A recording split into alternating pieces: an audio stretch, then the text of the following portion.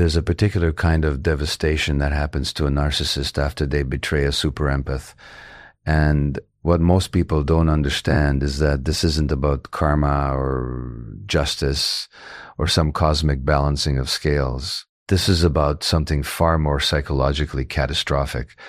The narcissist loses access to a type of nourishment they didn't even know they were dependent on until it was gone. And once it's gone, they spend the rest of their life searching for something they can never find again because they destroyed the only source that ever existed. Let me take you inside what actually happens in the narcissist psyche when this loss occurs, because it's far more complex and far more permanent than most people realize. The narcissist's entire psychological system operates on what we call supply, but not all supply functions the same way in their internal economy. Think of it like nutrition. You can consume empty calories all day long, feel temporarily full, but your body remains fundamentally malnourished. Most people the narcissist encounters offer exactly this kind of supply: surface admiration, status validation, transactional appreciation. It fills space, but it doesn't actually feed anything real. The narcissist consumes it, feels a brief surge, and then immediately needs more because it's not touching the deeper hunger. It's not addressing the fundamental void. Then they encounter the super empath, and everything changes. Because what the super empath offers isn't just superior quality supply, it's an entirely different category of psychological nourishment. The super empath does something that terrifies and intoxicates the narcissist in equal measure. They see through the performance. They perceive the wound underneath the grandiosity. They recognize the terrified, fractured self that the narcissist has built their entire existence around, hiding. And here's the part that creates the addiction. The super empath sees all of this, understands all of this, and still chooses to stay, still offers compassion, still believes in the narcissist's capacity for something more. For the narcissist, this creates an experience they've probably never had before. Validation that feels real because it's coming from someone with actual depth, someone who can't be easily fooled, someone whose perception the narcissist actually respects because they recognize on some level that this person sees clearly. Most people reflect back the narcissist's carefully constructed image. The super empath reflects back something deeper. They see both the defended false self and the hidden true self simultaneously, and they respond to both with a kind of radical acceptance that the narcissist has never experienced. This isn't just supply, this is recognition, this is being known. And for someone whose entire psychological architecture is built on never being truly known, this is both the most dangerous and the most necessary thing they've ever encountered. The super empath also brings something else into the narcissist's life that becomes essential: intellectual and emotional depth that actually engages them. Unlike typical supply sources who are easier to manipulate because they're operating at a more superficial level, the super empath can match the narcissist's intelligence, can hold complex emotional paradoxes, can engage in conversations that feel substantive rather than performative. The narcissist becomes dependent on this quality of interaction in a way that's fundamentally different from their addiction to regular supply. It's not just about maintaining their grandiose self-image. It's about experiencing something that approximates authentic connection, even if they can never fully participate in it reciprocally. Think about what this means. The narcissist spends their entire life feeling fundamentally alone, surrounded by people but never truly met. Then the super empath arrives, and suddenly there's someone who can actually see them, who can hold space for their complexity, who makes them feel less like a performance and more like a person.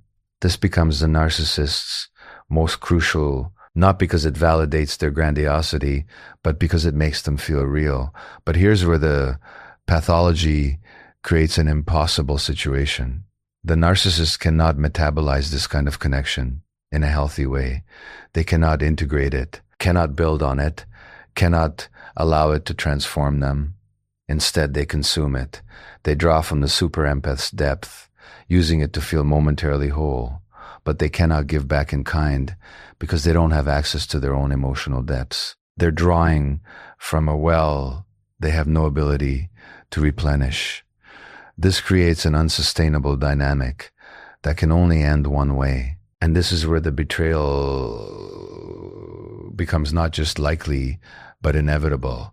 The narcissist disorder will eventually compel them to devalue and destroy the very thing they're most dependent on. Perhaps because the intimacy becomes too threatening, perhaps because the super empath starts requiring reciprocity, perhaps because the narcissist's shame at being truly known becomes unbearable. Perhaps it's just a natural trajectory of their pathology playing out. Whatever the specific trigger, the narcissist does what their disorder compels them to do. They betray, they devalue, they destroy, and then they experience a loss that will haunt them for the rest of their life. Because what they discover in the aftermath is something that fundamentally alters their psychological landscape. This particular quality of supply, this depth of recognition, this experience of being truly seen and accepted, anyway, it cannot be replaced. The narcissist might find other sources of validation. They might manipulate new people. They might dominate new relationships, but they will never again encounter someone with that specific combination of depth, perception, resilience, and genuine care. They will never again experience being known that completely and accepted. They will never again have access to that quality of connection, that level of stimulation, that feeling of being real rather than performing. They've destroyed something irreplaceable. And on whatever level they're capable of knowing anything real about themselves, they know it. Every subsequent relationship becomes a disappointing echo of what they had and destroyed. Every new source of supply feels shallow by comparison, like drinking from a puddle after you've tasted pure spring water. The narcissist finds themselves in a peculiar kind of hell, trying to satisfy a hunger that only one specific type of nourishment could address, and they've permanently severed their access to it. You cannot replace someone who saw you completely and still chose to love you, especially after you've proven them right to leave. But the loss of supply, as devastating as it is, actually points to something even more psychologically catastrophic for the narcissist. Because what the super empath truly represented was the one thing the narcissist has organized their entire existence around: avoiding, being fully known. Let me take you deeper into what this means. The narcissist's entire psychological architecture is essentially an elaborate defense system constructed to protect against a core wound, a profound sense of defectiveness, shame, or worthlessness that formed early in their development, probably before they even had language to understand what was happening to them. Everything about the narcissistic presentation, the grandiosity, the superiority complex, the need for absolute control, the apparent lack of empathy, these aren't personality traits in any authentic sense. These are armor. These are walls. These are carefully constructed fortifications built to ensure that no one ever gets close enough to see what the narcissist believes in their most hidden depths is their fundamentally unlovable true self. And this defense system works reasonably well with most people. The narcissist maintains the facade.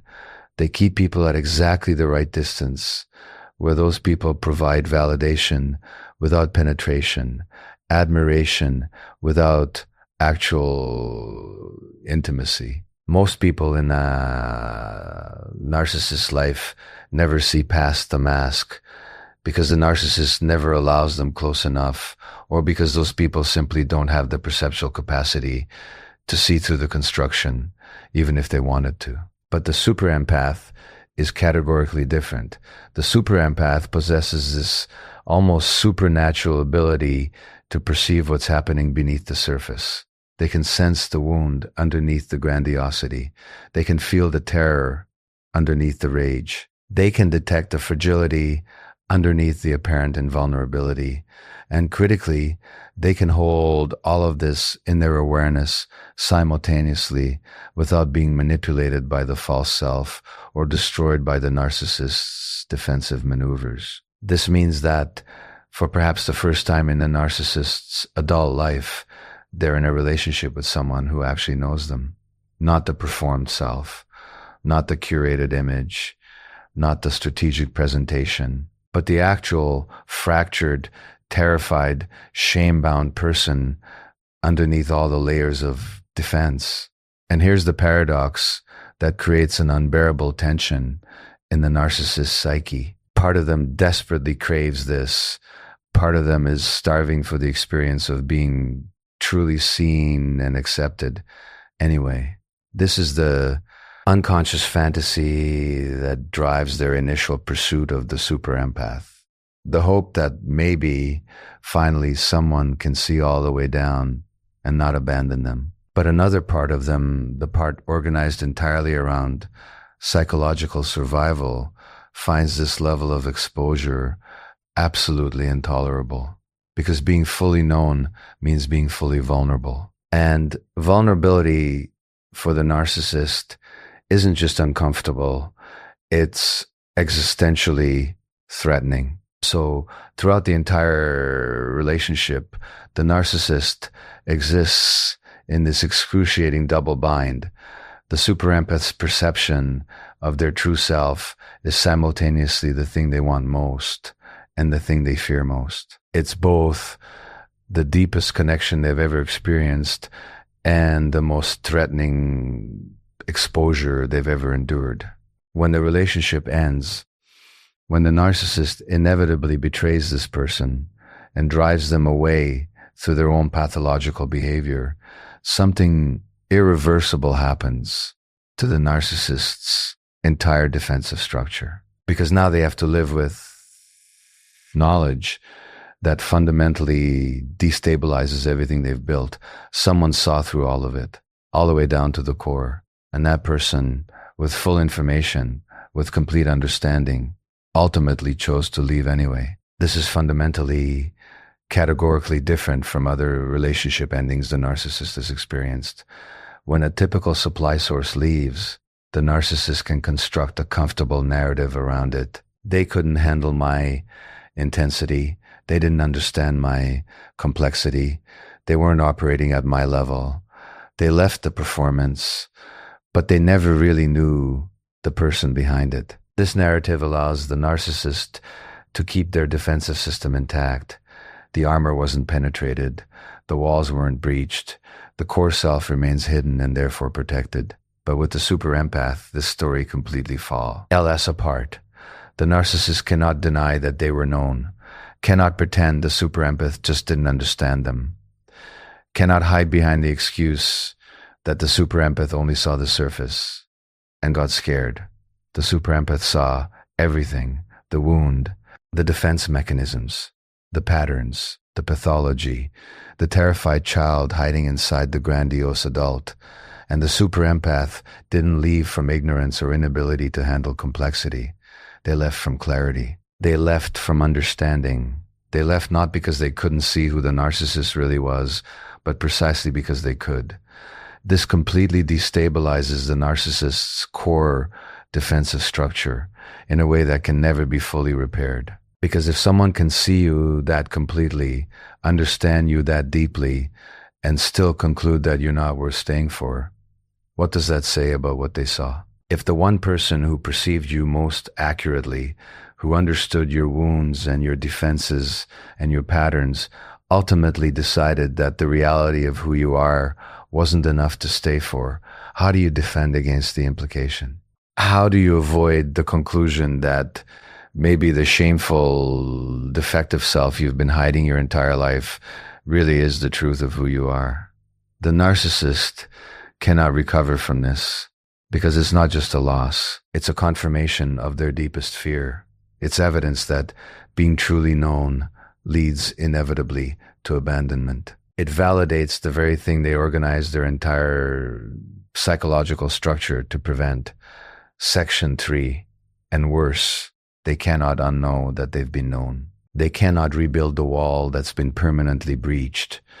Every future relationship becomes haunted by this experience. The narcissist now knows what it feels like to be truly seen, which means they know what they're hiding from everyone else. They know the difference between someone who's fooled by the mask and someone who sees through it.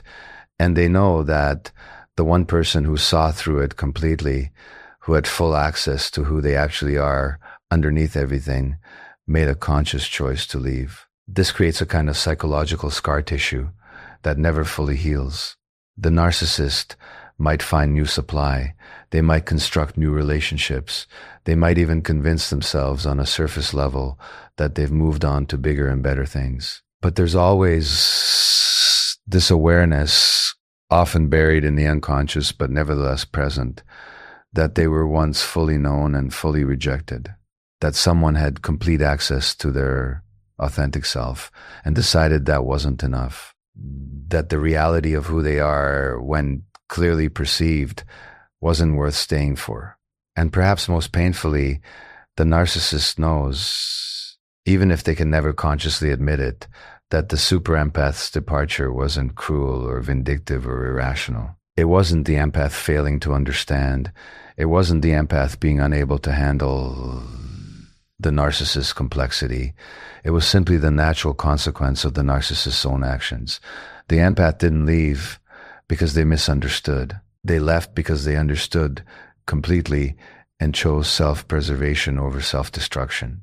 The narcissist cannot rebuild what the super empath's knowledge dismantled. The comforting illusion that remaining unknown keeps them safe. Now let's examine what happens in the practical, day-to-day reality of the narcissist's life after the super empath leaves. Because beyond the psychological devastation of being known and abandoned, there's something more immediate and visceral that the narcissist must face. The one thing they've spent their entire existence structuring their life to avoid: themselves. The super empath wasn't just providing validation or even deep recognition. They were ioning as what we might call an emotional regulator for the narcissist's internal chaos. And I need to be precise about what I mean here, because it's not the same thing as codependency or enabling, though it can superficially resemble those dynamics. The narcissist's internal world is fundamentally dysregulated, without a coherent sense of self, without access to genuine self-worth, without the capacity for self-soothing or emotional integration. The narcissist exists in a state of chronic inner instability. They're constantly oscillating between grandiosity and collapse, between rage and emptiness, between the terror of being nothing and the exhausting performance of being everything.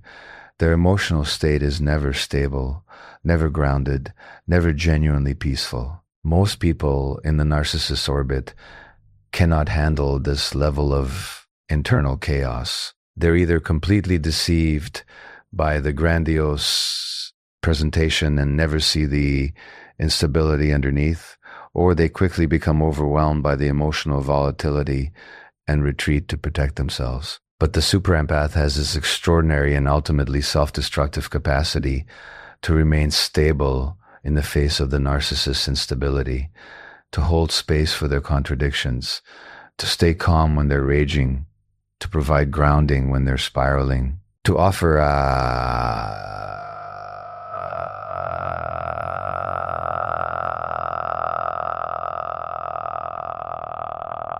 Over time, the narcissist becomes profoundly dependent on this regulatory function in ways they don't even consciously recognize. The super empath becomes the container for feelings the narcissist cannot process, the anchor when their sense of self starts to fragment, the mirror that reflects back a coherent identity when their own threatens to dissolve into chaos.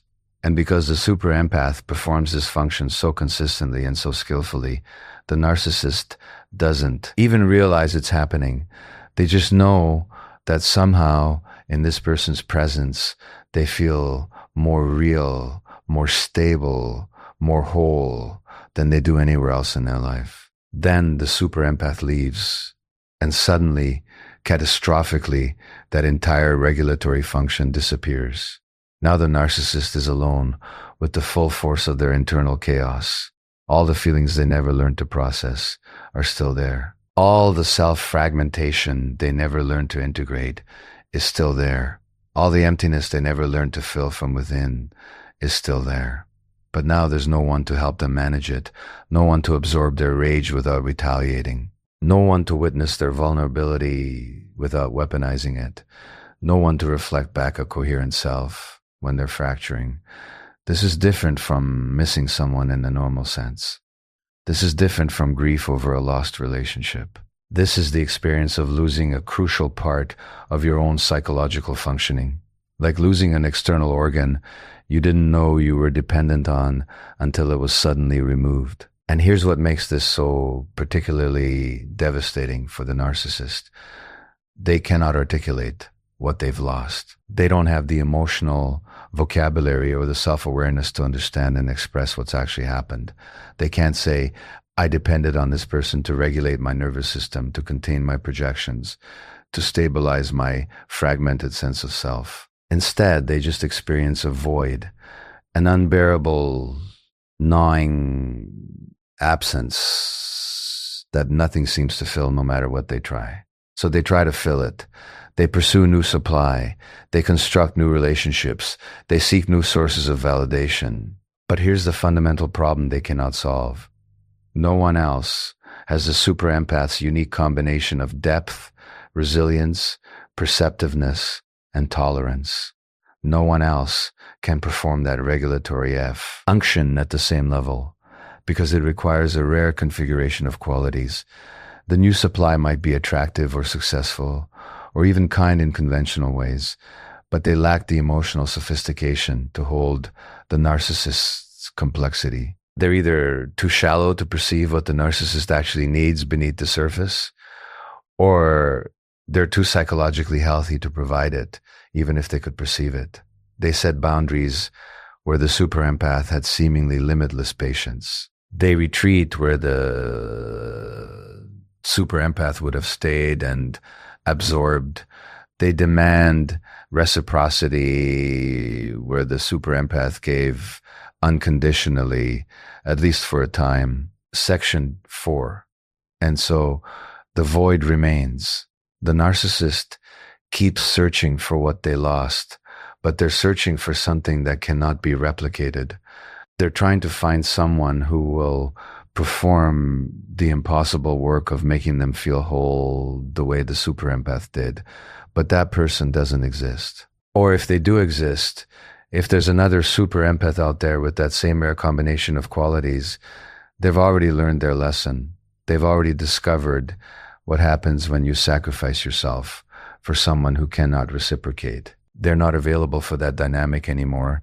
The narcissist begins to realize, on some level, they may never be able to articulate that they're alone with themselves in a way they've never been before. And this aloneness is unbearable precisely because the narcissist's internal world is not a safe place to be. It's a place of shame and emptiness and fragmentation and terror. It's exactly what all the grandiosity and manipulation and control were designed to escape from in the first place.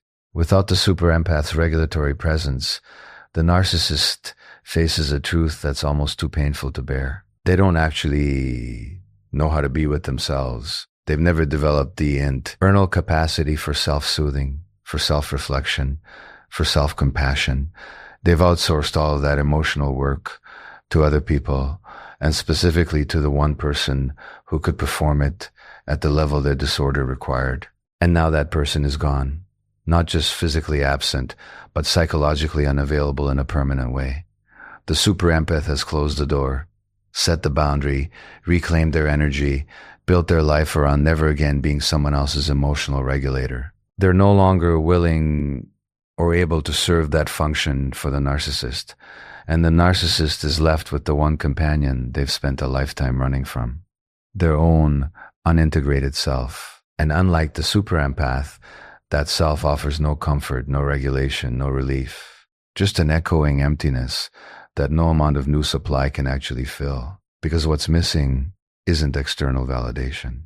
What's missing is the one person who could make the narcissist's internal world feel survivable.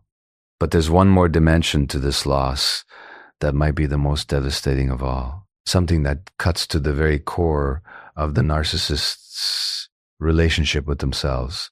Because the super empath wasn't just seeing who the narcissist was, they were seeing who the narcissist could become.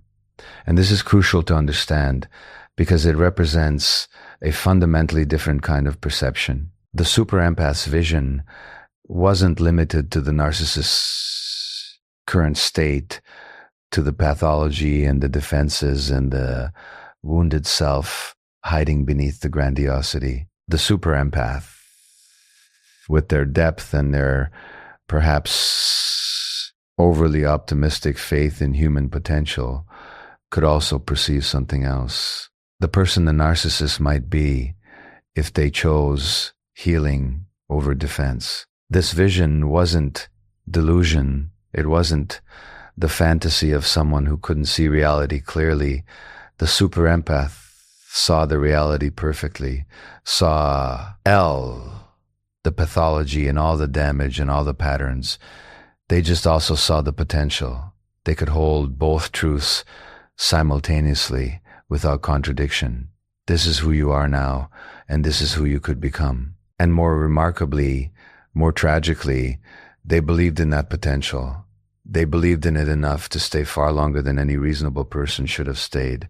They believed in it enough to endure treatment that violated their own boundaries and self-respect. They believed in the narcissist's capacity for change, even when the narcissist didn't believe in it themselves, even when all the evidence suggested that change was impossible. For the narcissist, this belief represented both their greatest hope and their greatest burden, because part of them desperately wanted to become that better version of themselves that the super empath perceived.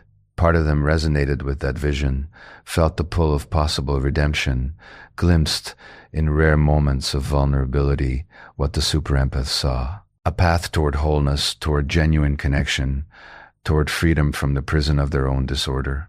But another part of them, the part organized entirely around survival and defense, found this vision absolutely terrifying. Because becoming that person would require exactly what the narcissist's entire psychological structure is designed to prevent. Facing the wound directly, feeling the shame without defending against it, acknowledging the damage they've caused without deflecting responsibility, sitting with the unbearable vulnerability of not knowing who they are without their defenses. So the narcissist remained trapped between these two impossible poles. The desire to become what the super empath believed they could be, and the terror of what that transformation would actually require. And in that trap, they did what their pathology always compels them to do. That AI chose defense over growth. They chose the familiar pain of their disorder over the unknown pain of genuine healing. They chose to protect the false self rather than risk revealing and reconstructing the true self. They betrayed not just the super empath, but the vision the super empath held of their redemptive potential. And when the super empath finally leaves, when they accept with clear eyes that the narcissist is consistently choosing pathology over possibility, defense over development, something irreversible happens in the narcissist's psychological landscape. They don't just lose a person, they lose the last witness to their potential for something better. They lose the only person who could see them at their absolute worst and still maintain genuine faith faith in their capacity for transformation.